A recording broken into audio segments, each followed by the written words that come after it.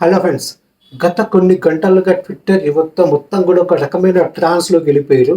అసలు ఇది నిజమా, కలనా, నిజమా, ఓజీతోనే మావాడి సినిమాలు అయిపోయినాయి, ఇక రావు, ఒకవేళ వచ్చినా కానీ ఇవే ఉత్సాహ గబ్బర్ సింగ్ ఇవి ఇలాంటి సినిమాలే వస్తూ ఉంటాయి తప్ప హరిహర వీరమ్మలు లాంటి గ్రాఫిక్స్ తప్ప మన బతుకులకి ఇంకా లేవు, క్వాలిటీ అనేది లేదు అని చెప్పేసి ఫిక్స్ అయిపోయారు మొత్తం పవన్ కళ్యాణ్ ఫ్యాన్స్.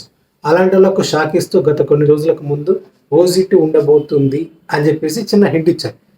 సరే, ఇలాగే ఇంట్లో ఇస్తూ ఉంటారు, ఇది అయినప్పటికి కదా అని చెప్పేసి అనుకున్నారు. బట్ నిజంగానే కన్ఫర్మ్ చేశారు. పవన్ కళ్యాణ్ కన్ఫర్మ్ చేశాడు మొన్న అబ్బాయిని చూడడానికి వెళ్ళినప్పుడు. అలాగే సుజిత్ వీళ్ళ దగ్గర నుంచి కూడా కన్ఫర్మేషన్ రాగానే మన ఆనందానికి హద్దులు లేవన్నమాట. ఇంకా దానికే తట్టుకోలేకపోతూ ఉంటే ఎంత హైప్ మీటర్ ఉంది చెక్ చేసుకోవాలని చెప్పేసి అంటే వారణాసి ఇలాంటి సినిమాలకు వచ్చేదానికంటే ఎక్కువ వ్యూస్ కేవలం సినిమా ఓజీ2 ఉండబోతుంది అంటేనే ఒక రేంజ్లో వ్యూస్ వచ్చాయి. అలాంటిది పవన్ కళ్యాణ్కి ఈ సినిమా ఓజీ2 ఇలా ఉండబోతుంది సార్ అని చెప్పేసి సుజిత్ చెప్పడం, దానికి అదిరిపోయే తమన్ బ్యాక్గ్రౌండ్ స్కోర్. తమన్ మామూలుగానే అసలు వకీల్ సాబ్ లాంటి రీమేక్ సినిమాకే హెవీ డ్యూటీ చేసి కొనిదెల తమన్ అయిపోయాడు అనమాట. ఇక ఓజీకి అయితే ఇక ఆయన ఏ టూ చేసినా కానీ ఓజీ2 అని చెప్పుకునే రేంజ్లో సక్సెస్ కొట్టాడు.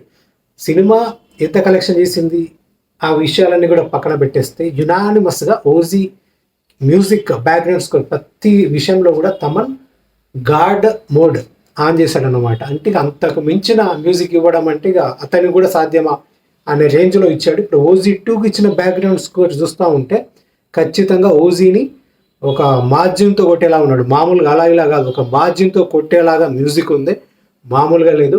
ఇంట్రడక్షన్ సీన్ వింటూ ఉంటే అసలు నరాలు నిక్కబుడుచుకుంటున్నాయి అనమాట.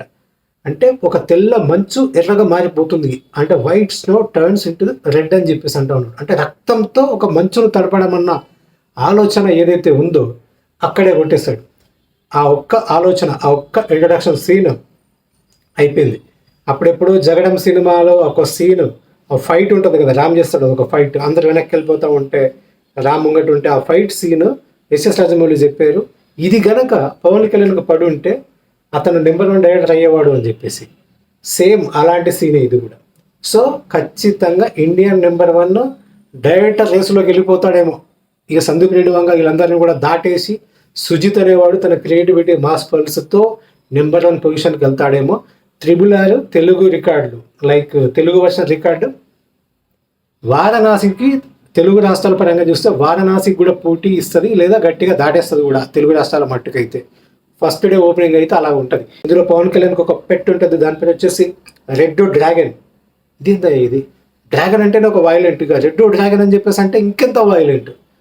అసలు ఈ క్వాలిటీ అనేది మేము ఎక్స్పెక్ట్ చేయలేదు. క్వాలిటీ బతుకుల్లోకి మళ్ళీ తిరిగి వచ్చేసామని చెప్పేసి అనిపిస్తాను. సో ఖచ్చితంగా చెప్తున్నాను, రాబోతుంది. అది చివరి సినిమా అయినా పర్వాలేదు, ఖచ్చితంగా చరిత్రలో సువర్ణాక్షరాలతో లిఖించదగ్గ సినిమా అవ్వాలి. రికార్డులు ఓజీకి మిస్ అయినాయి, కొన్ని ఎలిమెంట్స్ మిస్ అయినాయి. పవన్ కళ్యాణ్ అసలు టైం ఇవ్వాలి, ఇప్పుడు మాత్రం ఖచ్చితంగా టైం ఇవ్వాలి. సినిమా స్క్రీన్ ప్లే కూడా మాలాంటి సామాన్య జనాలు కూడా అర్థమయ్యేటట్టు ఉండాలా. మీరు ఇంటలెక్చువల్గా తీసుకోండి మేకింగ్లో, కానీ స్క్రీన్ ప్లే కథ మాత్రం అందరికి అర్థమయ్యేటట్టు ఉండాలా, పడాలా. దానిలో ఇట్లా చెప్పడం అనౌన్స్మెంట్ వీడియోలలో చెప్పడం కాదు, సినిమాలో కూడా స్టెప్ పడాలి. ప్రాపర్గా కథను ఎస్టాబ్లిష్ చేయండి. ఓజీలో నాకే అర్థం కాలేదు అది ఏ కథను సరిగా.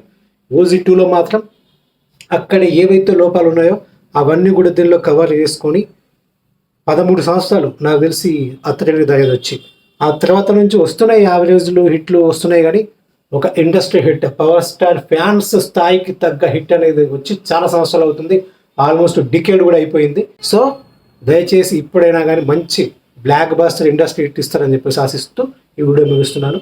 ఇంకో మంచి వీడియోతో మళ్ళీ కలుద్దాం. అంతవరకు